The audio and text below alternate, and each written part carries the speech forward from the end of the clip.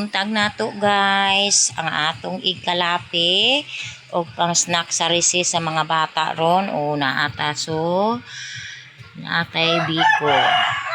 Ang atong biko tag 5-5 ra ng usa ka lingin ana.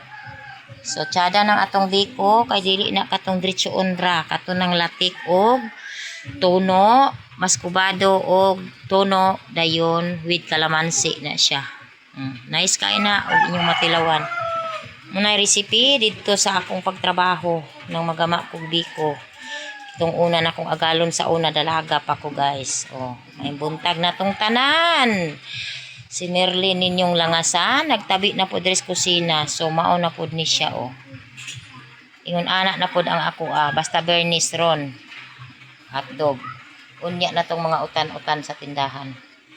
Ingon ana ang ipagawas og mabernis kay dili ug ibalik-balik nimo ang klase anang adlaw dili na mahalin. So kinahanglan lain-lain ang item sa kada adlaw.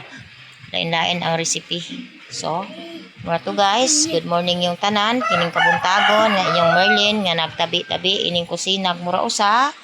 Thank you for watching ninyo guys, ining kusen ng Merlin.